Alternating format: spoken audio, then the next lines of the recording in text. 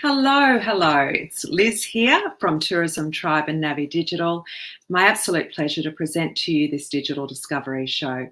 Those of you who have listened in to us before on this digital discovery hour know that what we aim to do is bring to you special guests and amazing insights and experience from people who either are living and breathing in small business and able to share their tips, or really have small business at the heart of what it is they're doing and really care about how they can make a huge difference to our small business economy in Australia and other parts of the world, and really nutting down into how smart digital technologies are changing the way that consumers behave and what small businesses can do to really make the most of that and make a genuine difference in their business.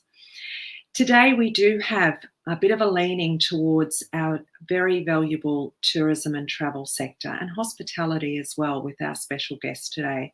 However, all of the principles and information that is going to be shared is relevant to all types of small business, because what we're really focused on today is about on the very important field of online reputation, because we know that in business, big, medium or small, today, the power of digital word of mouth means that your online reputation can make or break a business. So it's a super important topic. And whenever we start to do work with businesses, or they do any kind of training or education, skills building in terms of marketing, this is like the number one foundation thing that they need to focus on and get right. So that's why it's such a super important topic, and why I'm really pleased to have our special guest today, who is an absolute expert in this field of online reputation management. So it's going to be my pleasure today to have you listen to the amazing Avril Carter, who's going to share with you the ultimate tips for effective online reputation management. Now, Avril, who has a beautiful and interesting name, I know, has this, she lives and breathes this. There is nobody else in Australia that we would turn to talk about tips for effective online reputation management. Avril is the sales director for Australasia at Review Pro. And I'll tell you a bit about the Review Pro product at the moment, which I'm reasonably familiar with because of my time and experience in the tourism sector. So this means that to be in this role for the length of time that Avril has, and also her past, she'll tell you about her journey here and her other jobs that she's had. She's really passionate about guest intelligence in the Australasian hospitality industry. She's committed to helping her clients deliver exceptional guest experiences and ultimately boost their profits and bookings. That's what it's all about. So Avril is responsible for leading and developing the sales and growth of Review Pro in Australasia. She works with both accommodation and tourism brands to help them gain and act on insights that come from Review Pro's guest experience improvement suite, and you'll hear more about that.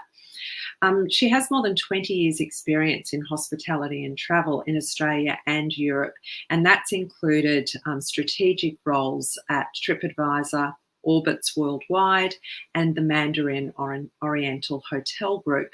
I'll also share with you that Avril is in partnership in a small business with her husband called Oasis Travel. So Avril firsthand understands what it's like to build a business from the ground up, to survive COVID and come out with some sanity, particularly when you're in the travel sector, and what it means to have to rely on the word of mouth and reviews of your customers for your next sales and your continuation in business. So I'm sure that information about Review Pro, we will hear about that from Avril throughout this interview, but and she'll tell you about how widespread it is. But what I'll tell you about it is that I've observed Avril over the last many years working with Review Pro and her clients and all of the states and territories across Australia through the tourism industry associations and their accreditation programs to enable access to the Review Pro platform to make it easier for tourism and hospitality businesses to be able to manage reviews and to be able to get insights. So it really has made a great difference to these businesses to help them in the way that they efficiently manage and can measure their consumer sentiment. So I will leave it through the interview for Avril to tell you more about Review Pro, though, and the benefits of that. And that will naturally come out. But what I'm really interested to do is to bring Avril to the virtual couch now, and to invite her to tell us about her journey with Review Pro. Hi, Avril. How are you going? Hi, Liz. Hi, everyone. Thanks for having me. And you're beaming in from the beautiful Sunshine Coast. Are you there at the moment? I am. I'm on the Sunshine Coast. Yep, very nice. Hot. Living in paradise. Good on you. That's great. So I know I've given quite a long intro there, but I have the benefit of knowing you quite well, so I wanted to do that. But I think it'd be great if you could tell our audience about your big why and your journey with Review Pro, and where this passion for guest online reputation management or guest intelligence comes from. Tell us about the whys and how you got here. Yeah, so I've been with Review Pro now, I think coming up to 6 years, and my background is I've always been in the tourism industry, and started off in hotels, but I've also worked for some travel companies and tour operators, and back to hotels again. And as the world of online evolved over the years, I found myself working for online travel agent companies. And then ended up at TripAdvisor for a wee while. So I guess that's sort of where I started working a bit more specifically in terms of online reputation. But obviously, having worked in tourism and hotels all my life, the area of guest experience, which is basically what reviews are measuring, I've been around for a long time, as we all have. When any customer-facing business, which is pretty much everyone these days, you have experience with that. After TripAdvisor, I came across to Review Pro, and it was kind of a natural progression, really, because Review Pro is a great solution to help businesses manage their reviews. Because what I saw happening was it started with TripAdvisor, but obviously reviews have now grown prolifically, and they're across multiple sites. And what came with that in terms of businesses and challenges was being able to manage and capture that information accurately, be able to manage the feedback and engagement with your reviewers and potential guests, and also understand the insight that it brings. So when I first came across Review Pro, I just thought personally, this is amazing. This would be so useful for a business, small or large. Since then I've been working with all different ends of the industry, from small businesses, small tourism businesses all around Australia, right through to the bigger ones. So I think we're showing here just our homepage, which just gives an idea of some of the solutions that we work with. And we started with online reputation management, which is around managing reviews across various platforms. Essentially is like a dashboard that can provide insight into your reviews and help you manage and respond and so on. And then since then, because it's all about guest feedback and because we're about providing solutions, we also started developing other guest feedback solutions. So we have guest survey solutions for being able to elicit direct feedback. And more recently, we've also added a very cool AI-based guest messaging platform as well, with a chatbot. So it's really evolved over time, but it all comes back to being able to manage guest feedback essentially. And what we've done more recently with the messaging is more around looking at and acknowledging the ways that people want to communicate, and providing solutions for businesses to do that. So that's sort of the journey that I've been on with Review Pro. I think in the early days, it's evolved so much in terms of how businesses manage this kind of area of their business.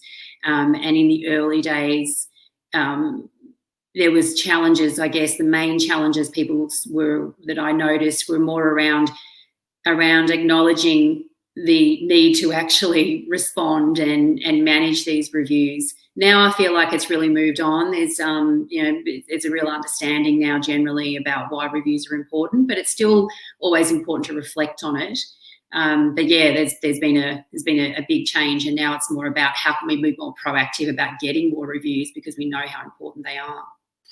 Yeah, I'd agree with that. I've seen that shift as well with tourism and hospitality operators who we might engage with, or they join courses that we offer, and what they now recognise the importance of reviews. They know how important it is, and most of them have drunk the Kool-Aid in terms of I have to respond to most of them or all of them if we've got them to that stage. But what they're just starting to realise is the intelligence that they can get from them. A lot of them don't realise that they can actually use it within their marketing strategy to be able to have a really proactive marketing strategy that's really targeted.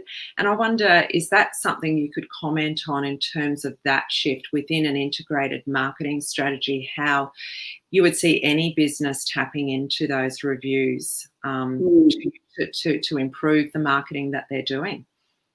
Yes, see that a lot. I think now that, and the part of that has come from the fact that there is so many now, and over time, statistically, the more data you have, obviously, the more useful you can mine it.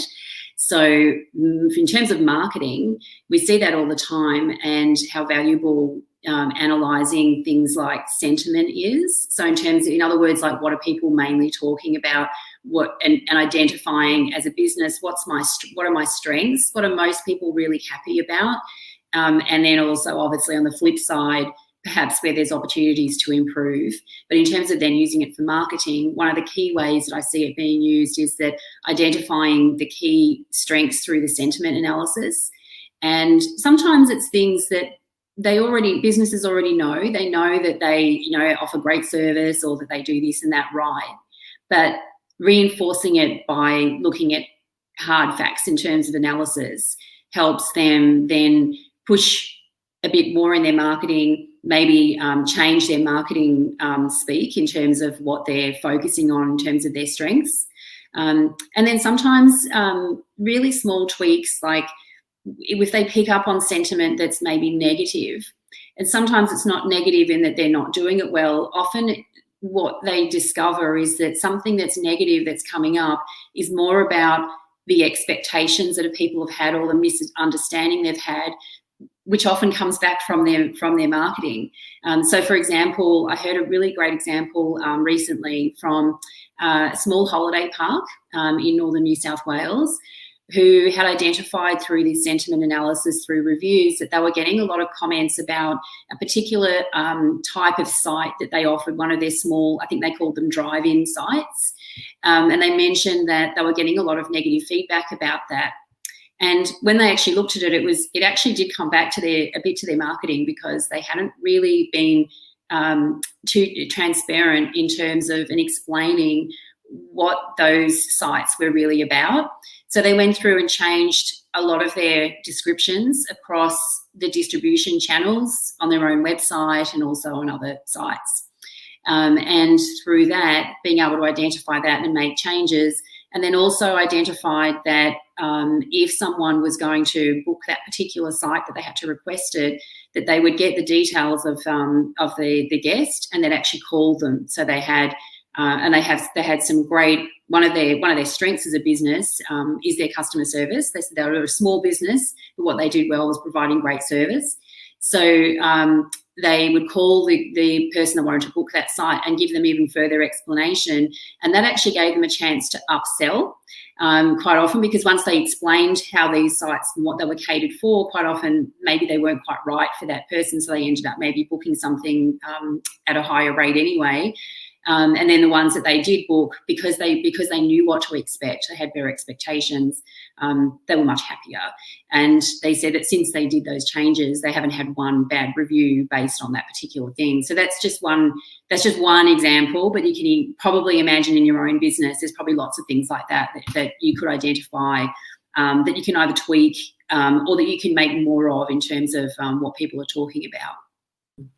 So I think what you're saying there is, in that example, and we hear this is quite common, is that negative feedback or reviews often resonates or comes from a missing expectations. So not quite reaching the expectation that was set through the marketing or the communication. So it's just it can be a margin, can't it? That can cause that negative feedback. And in fact, if you flip that on its head and go, well, if we just slightly exceed expectation, in this example, picking up the phone, having a chat, being really personable, those people on the other end would be going, wow, this is amazing service, you know. So they've flipped it on its head and played to their strength. Exactly. So I think another key thing there out of what you said is that you can't be afraid of negative feedback. You need to embrace it and go, what is it telling me? And to really take the time.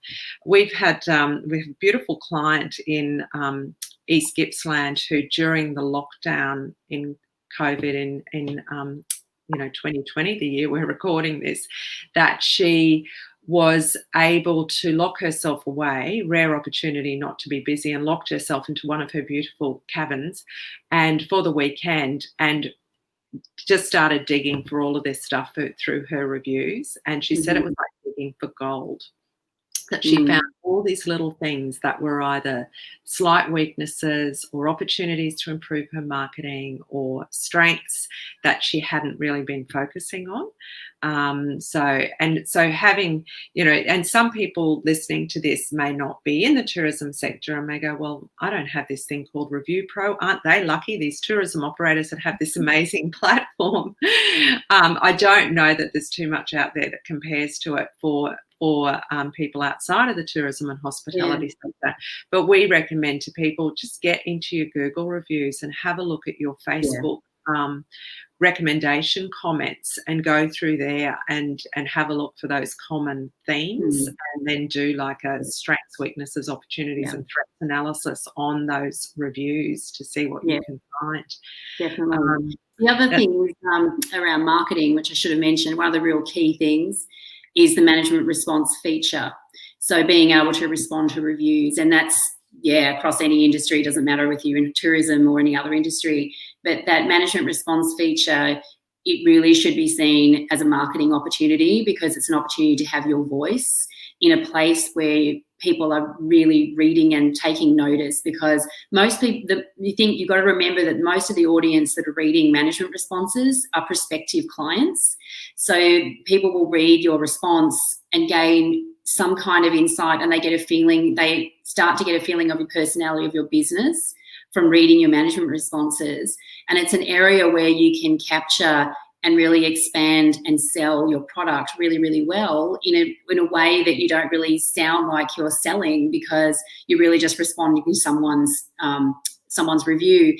And the best example of this is, and it's something that often really is a click in people's head when they realise it, because one of the main challenges that I hear is actually responding to positive reviews, because overwhelmingly most businesses, the majority of the feedback they get is actually positive. So they get a lot of volume of positive reviews, and responding to them sometimes feels a bit responding and thank you.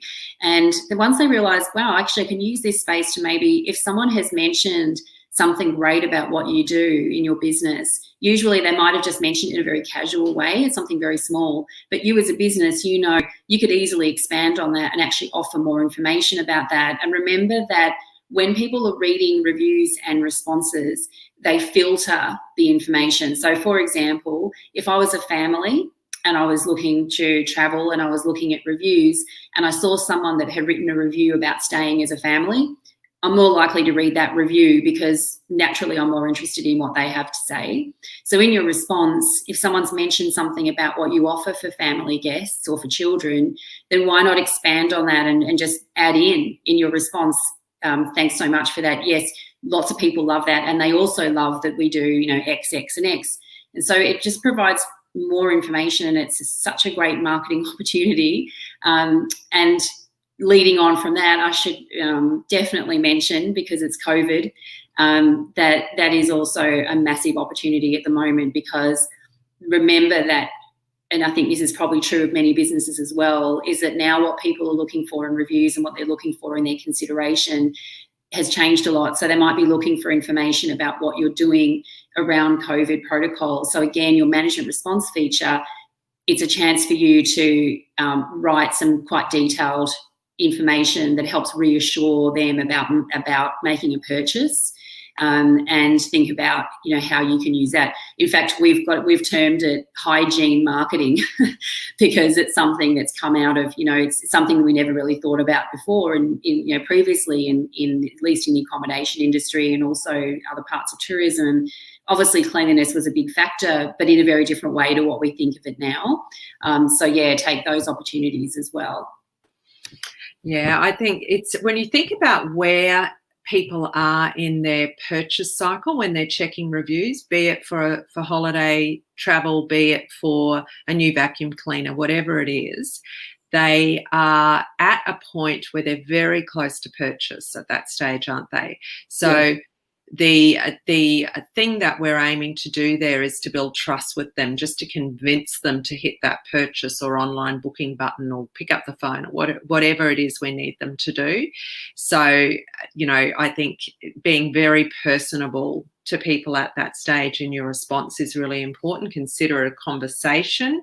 It's a magic. If you've responded in a personable way to somebody who's left a review, and another person is considering becoming your customer, and they get to see that conversation between you and a customer, like that is how you can't get much more trust building than that, can you? To see that.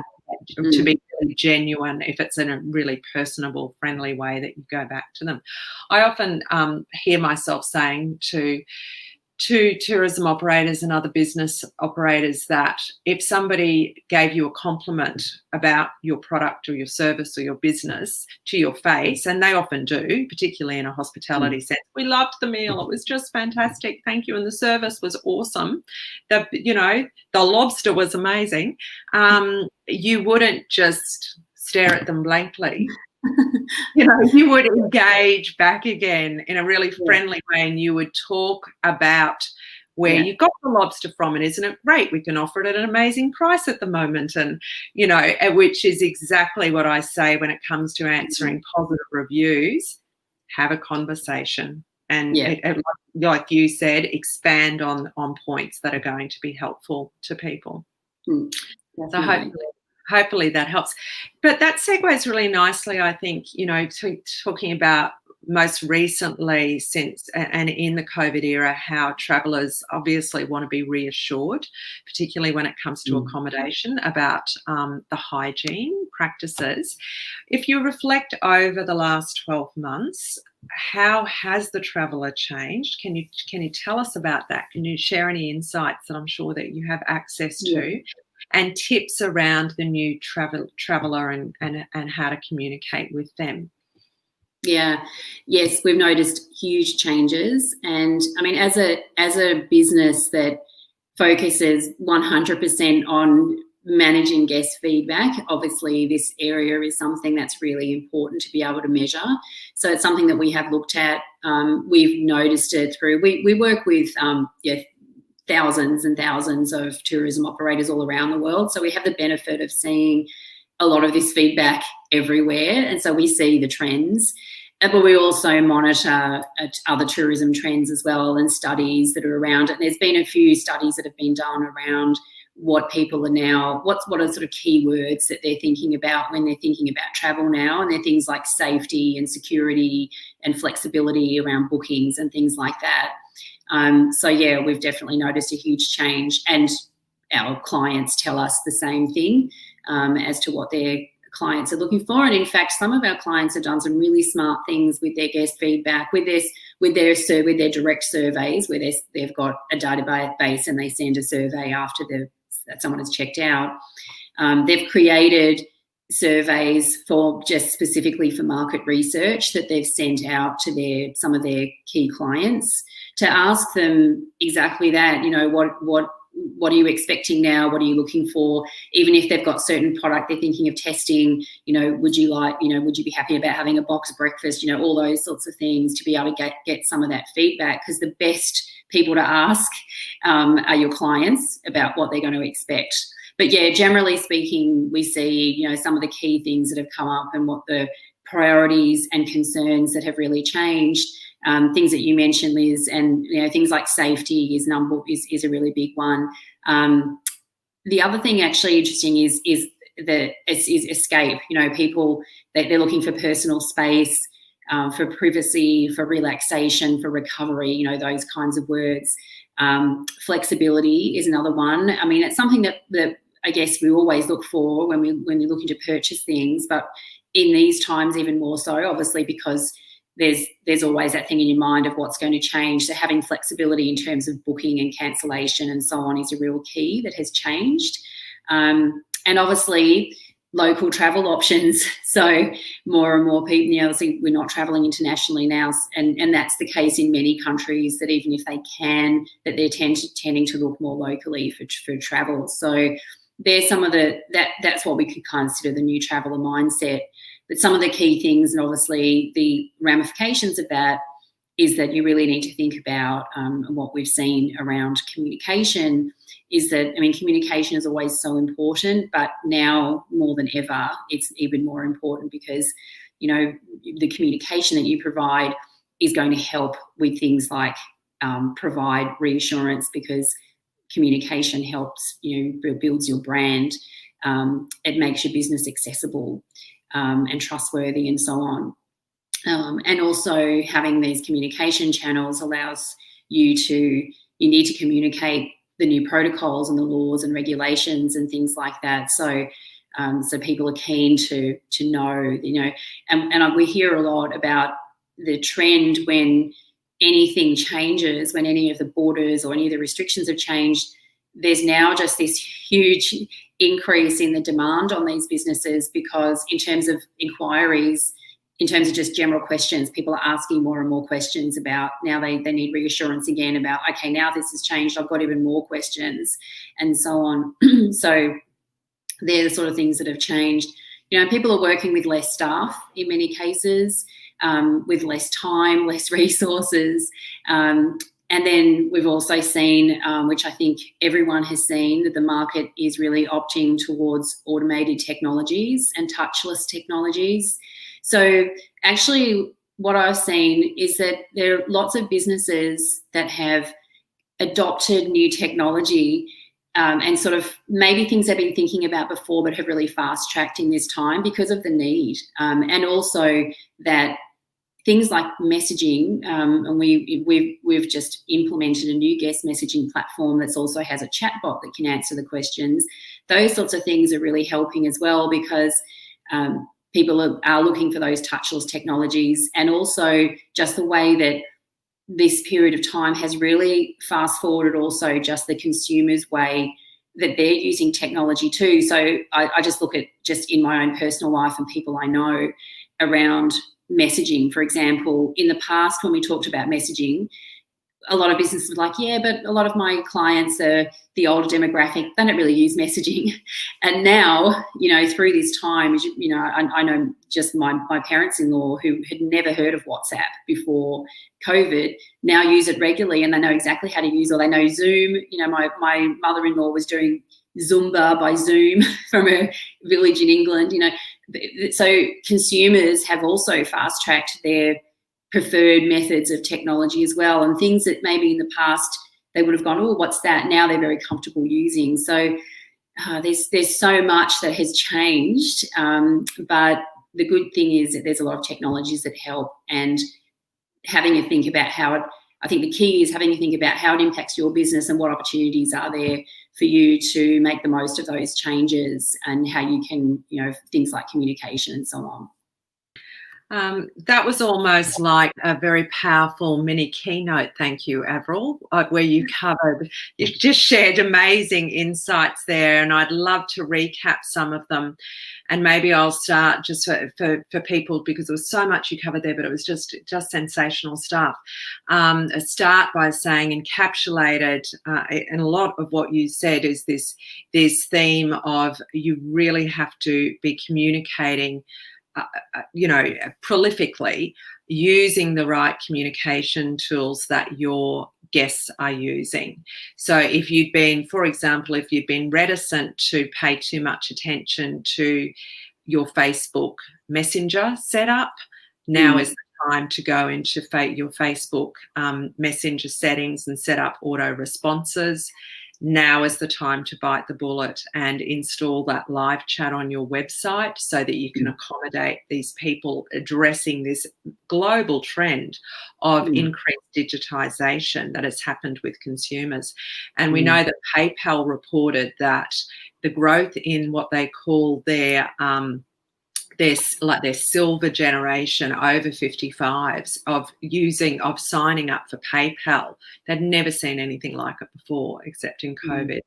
And then Zoom, it had more downloads in the month of April than it had for its first 5 years. Wow. Yeah. So I would love to see your mother-in-law doing Zumba over there. So, and also that communication, really important because of people requiring flexibility. So they need to be assured about what your policies are and how they're changing. And they want to be assured in terms of the hygiene, as you say. So there's very important things. And I think another key aspect of what you spoke of there is the trend towards more of a localised market.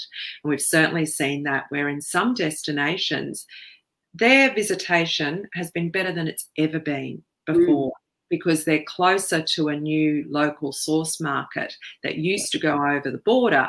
Now it's going to that nearer destination. So having for businesses to think about how do you really support those locals? What is it they're looking for?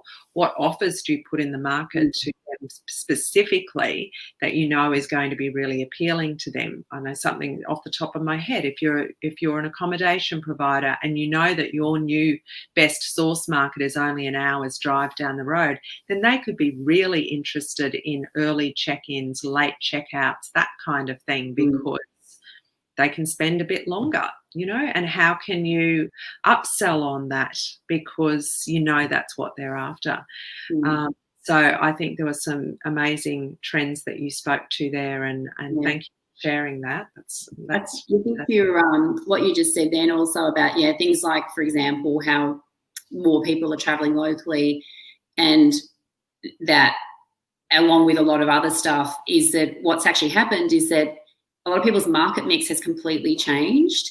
And so what they were used to before has changed. And then coming back to guest feedback again, that's why, again, now is more important than ever that you are focusing on looking at your guest feedback, because your guest feedback is going to be different. Like, you need to know that what are they looking for now, what's changed. As you said, now, in the past, you might have had a lot of feedback that people loved whatever that you did. Now you've got a bit different market. Maybe they don't like that as much anymore, or maybe they like something else, So, constantly encouraging guest feedback and analysing it is just so important now more than ever. It's the best temperature check, really, of how people are feeling. And being, as you said, being proactive and going out with a customer survey and saying, what do you want? And, we see businesses, not very many, but some. I've got an amazing example of a small business that goes to their audience on Facebook, and they do have it. They've been using social media for quite a while, and said, we're about to put together a new, they do walks up the sides of mountains. We're about to put together a new lot of walking packages, they're going to have an adventure focus. Tell us what you want. There's so many comments back again. So just dipping your toe into that existing customer base and asking them what they want. It's just such an easy thing to do.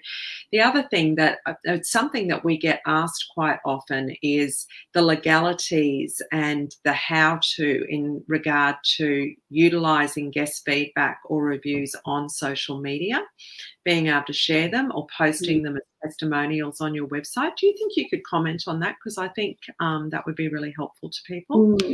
Yeah, so our platform tracks reviews and pulls it into a dashboard, and there is a feature that you could publish reviews onto your own website, which is obviously very useful because, as you were saying before, Liz, when you think about the purchasing timeline and when people are reading reviews, it's usually just before they make that purchase. So they're about to buy and then they think, I'll just go and read some reviews before I give them my credit card. So having reviews on your own website it's not always going to stop people going elsewhere to read reviews, but it's going to help, obviously, that they can read them there. And showing the source of those reviews, that they're not just something, Bill and Ted that, a lot of people look at that and say, well, where's that from? But if you have the source of it and it's credited and, this was someone from booking.com, or this was a Google review or whatever, obviously that gives you credibility, which is the other thing that you're looking for. So, yes, you can republish those, certainly using our feature. You do need to be mindful of each review platforms have their own specific guidelines around republishing. And so, for example, I know that TripAdvisor, you can republish their reviews, but you need to use their widget. So you need to be using their widget and it feeds directly from TripAdvisor and it feeds through directly. So in other words, you can't pick and choose which ones you can. You can't just copy and you definitely can't just copy and paste something. Usually the key for republishing is that the source is credited, that it comes from the original source like Google or Facebook or whatever, and that obviously someone could link it back and see that specific review. Remember also that if you have your own guest survey, then you can publish those reviews and you just credit the source as being, your business name guest survey. So people can see that that's from your own survey. So having a mix is good, obviously, because remember that people resonate with different review sites. So if someone uses Google a lot and they see that there's a review from Google, they'll, it's just that sort of mental recognition. They're great tips. Thank you for that. Now, I guess if you've got the mechanism to go back to a guest, because they have been your customer, say if they wrote you an amazing review on TripAdvisor, you could always go back to them through your own contact details with them and say, I've responded to your review on TripAdvisor, but gosh, we'd love to put your kind of view on our business, do that as a separate post on social media. Would you mind if we did that and sort of, work with them to craft up a nice little testimonial? Because when you get a really avid advocate like that and they're going to have their name against it, most people would say yes. So that's another way around it as well.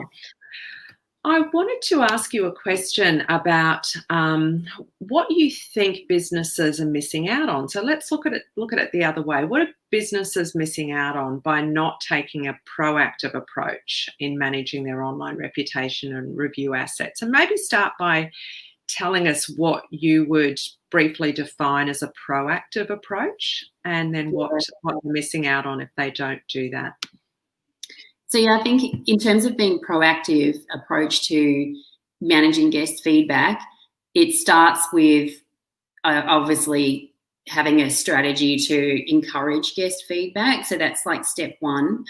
So in other words, if you don't even do that, then you're missing out because you're not getting reviews, not getting as many reviews as you could. So thinking about, and I think I'm leading into another question that you were going to have around practical tips, but it kind of follows on. So obviously, by not being proactive about encouraging guest feedback, you're missing out on having that online in a public sense, because we always look at feedback in terms of you've got the public side, which is your online reviews, and your private side, which is your guest surveys. So in terms of what you're missing out in terms of not having online reviews, you're missing out on online content, which is very valuable.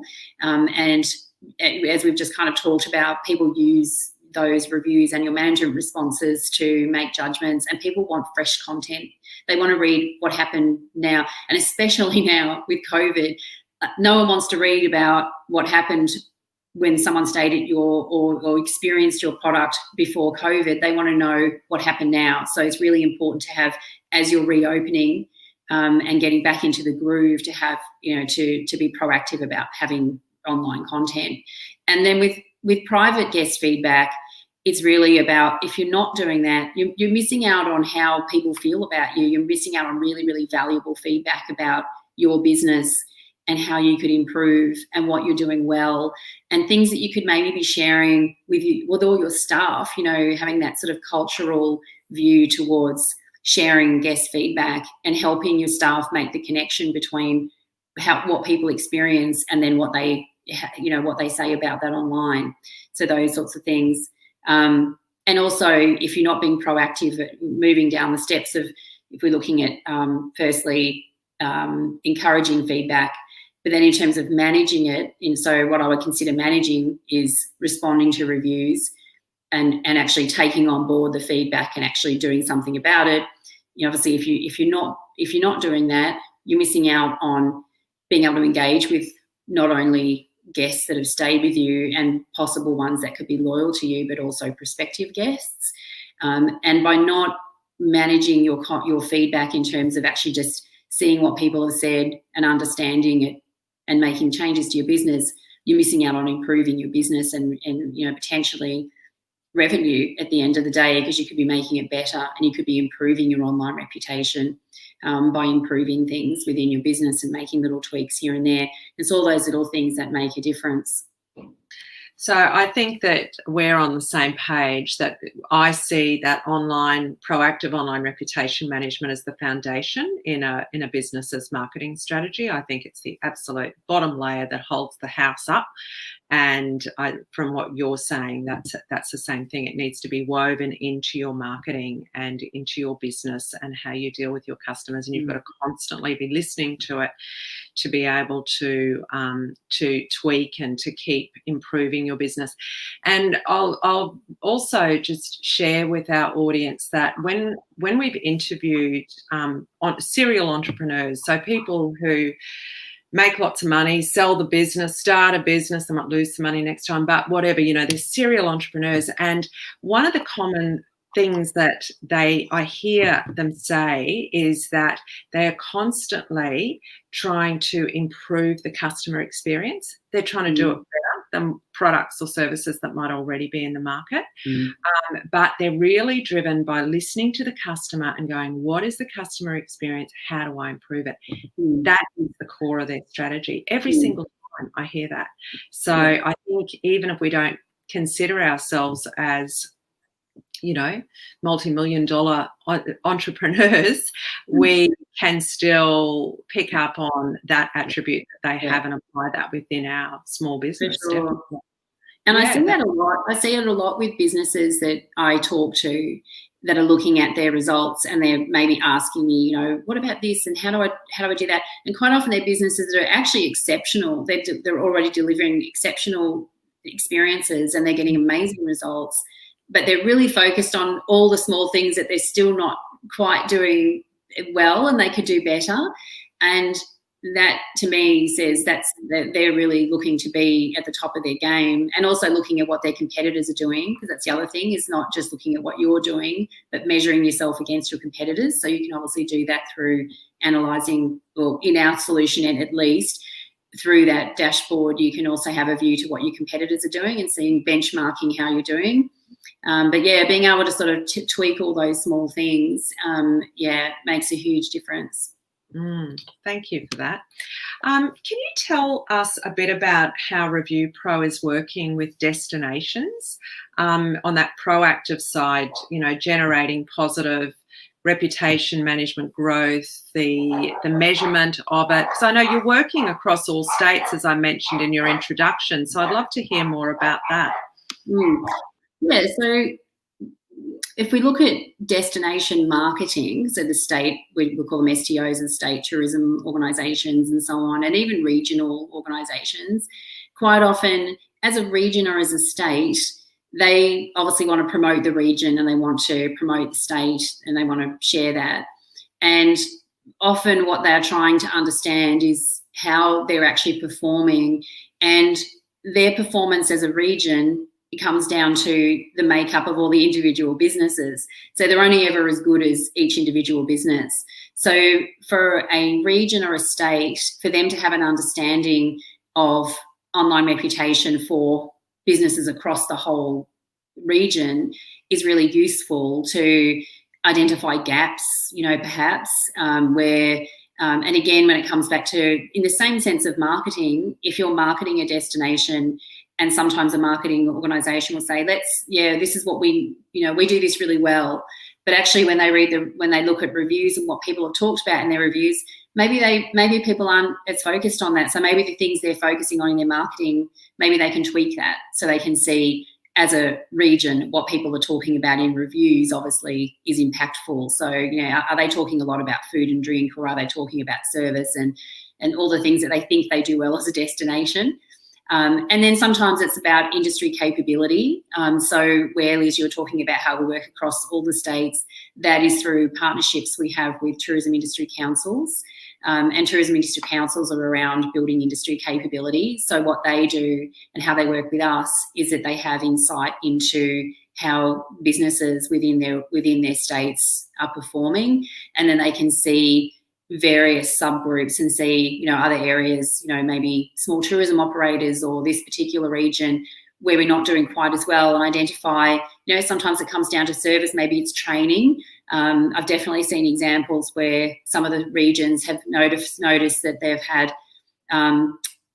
lesser results in terms of, say, service compared to some other regions, and maybe that identifies that. I've also had examples where we know some smaller regions that have actually introduced programs around training and upskilling, say hospitality, and then they look at the results across a group of reputation and see service has improved over time. It can also help them retrospectively see how those sorts of programs have worked.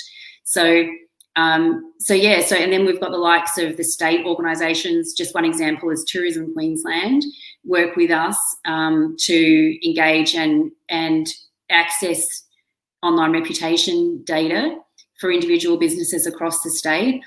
And what they're doing is they're looking how they're doing as a region and as a state, but what they're also doing is it's really helping them identify right down to individual businesses who's excelling. So who's doing really well, who's providing amazing experiences, and that helps them with their marketing programs and pushing out the right businesses. Because in the past, a lot of tourism organisations, they might have worked with a lot of the bigger operators, the ones that had the big marketing funds and so on. But as we know, there's, you're all about small business. There's loads of small businesses that are delivering amazing experiences. Because they're small, they don't always get recognised. But some of the destinations are actually now looking a bit more deeply, and just by going into this sort of information, they can pull and identify who's the cream of the crop, who's delivering the highest in terms of their review scores across, and that is a massive indicator of how they're delivering experiences. So it helps them measure and identify specific businesses right through to regions. And then I should also mention, back to the industry councils, as part of the partnership we have with Industry Council, because they're building industry capability, they actually provide access to individual tourism operators into like a basic version of our solution. So they're basically providing the operator with a basic introductory version of this review dashboard that helps small businesses with that capability and helps them have an introduction to be able to use this kind of a resource. And what sorts of businesses? Is it just accommodation, or other types of businesses can utilise Review Pro? Yeah, it's all businesses that have reviews that are part. So for Tourism Industry Council, so I should say tourism businesses. So for Tourism Industry Council, the access that they provide by state is if the business is part of their accreditation program. So if they're part of the accreditation, then they give them the access to the solution. So essentially we can track, our specific solution is designed for the hospitality and tourism sector. So we work specifically with that sector. But yeah, as long as the business has reviews across platforms, then we can track those reviews and they can see the results. So it could be a touring company, it could be an attraction, it could be accommodation, it could be a restaurant. Yeah. Whatever. Lone Pine, Koala Sanctuary, that kind of thing. Yeah. Brilliant. Thank you. Well, I feel like we've taken so much of your time already, Avril, but I can't let you go without asking you to share your top practical tips for businesses to be able to generate more reviews and to be able, whether they're in tourism or not, how do they get more reviews? We know it's really important to have lots of reviews and great reviews. What are your best tips that you share with people? If you had a good friend who has a business, what would you tell them to do? Yeah, look, the number one thing for generating reviews is asking for them and having some kind of a strategy. And when I say a strategy, it doesn't have to be a really complicated one. It's just having a think around how can you ask for more reviews from your guests and at what point can you ask them? So what I mean by that is for some businesses, it makes sense it's a small business and it's very high touch and you're with the guest a lot. Quite often you have a chance to ask for a review when they've maybe finished or they're leaving or they're departing or they've just purchased or something like that. And you're talking to them, you get a sense of how they're feeling and you can just ask them, hey, look, we would really love it if you could write a review. Definitely play on the small business card and say, look, we're a small business. We really, the best compliment you can give us is to leave a review. And people are very supportive of small business. People are supportive of businesses they like. So asking them, so it could be personal, could be digitally in some kind of a follow-up. So a post-purchase kind of experience. So whether you send them a receipt or in the case of say a hotel, obviously once they've checked out and you're sending them some kind of a follow-up email, just ask them for a review. Make it easy for them. Make it easy for them to review. So however you can send them the link or whatever it is within that email or the digital format or a message or whatever it is, so they can just click on it and write the review. And think about the timing. So for the majority of, if it's a hotel or a tourism operator, we'd normally say 24 to 48 hours after the experience. So you kind of give them time to be either on their way or be home, but early enough that they still remember the experience that they can recount it in a review. And yeah, some businesses have little cards, so physical cards that they'll give to someone and say, hey, don't forget, here's write a review for us on TripAdvisor or Google or whatever it is. And then sometimes it's just during the experience. Those real high touch tourism operators, like you were saying before about maybe the walking company, those sorts of people, they're usually with you for the entire duration of the experience. And during the course of the conversation, quite often people will just offer feedback and really positive feedback, which is great, but encourage your staff, whoever it is that's front-facing, to say, if people are talking about that, you obviously thank them for it and just mention, hey, you know what, thank you, we love this kind of feedback. You know what would be even better is if when you're finished, you could write us a review and tell everyone else about that. So if you think about why people write reviews, I think people are sometimes scared to ask for them. But if you think about why people write reviews or generally people are writing reviews because they want to give back and they want to do something good for the business that they've just experienced, if it's a good experience. So just appeal to people's good nature. It sounds like it all comes down to communication again as well. which is just so key, isn't it? So don't be shy, ask them. And it comes down to, the situation, whether you have the opportunity to engage in a conversation, and they're sounding friendly and happy, then explain to them how important it is to you to have that sentiment in a review. Ask them on departure when you're checking them out or they're leaving your business. Make it easy for them. Follow up with an email with a link. and potentially cards, training your staff. These would be the typical tips that we would want people to have embodied within their normal, just easy practice of business. It's just it's not special. It's part of your processes and what you do. We have some smarts on our Tourism Tribe website that I'm really proud of the team and Fabian, my business partner, who implemented that, which is when our customers complete a satisfaction survey that they're invited to complete after listening, it being part of a course or doing a coaching session, it automatically converts that.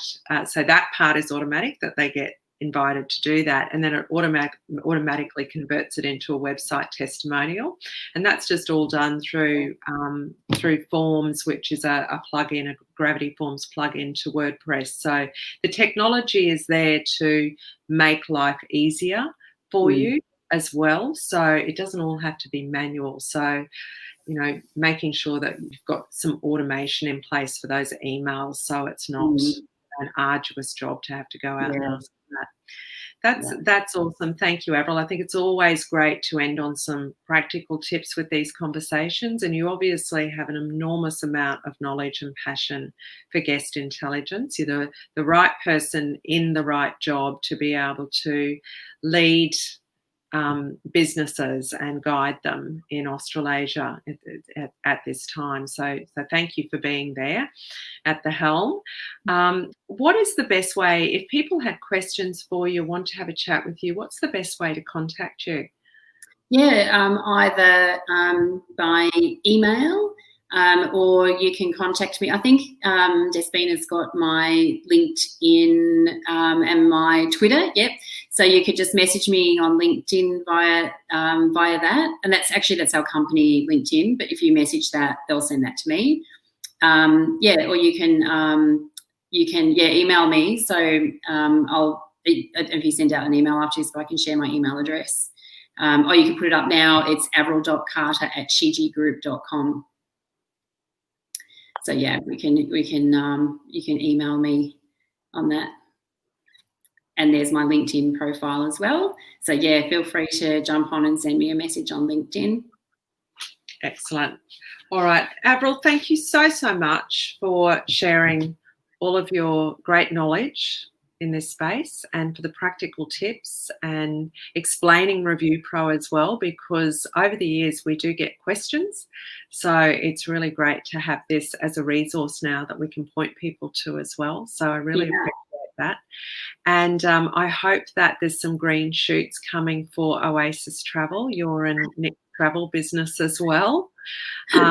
It's such a great business. I know that the itinerary that we did to Vietnam last year, it was amazing that he put together. So that bespoke touch is what we want. So thank you so much, and I wish you guys enormous success, and no doubt we'll hear lots more from you soon. Thank you, and thanks for your support. It's a great platform, and really enjoy this focus on the digital platform and focusing on small business. So important. So thank you very much for having me. My pleasure. Okay, thanks. Thanks bye. everyone. Thanks. Bye.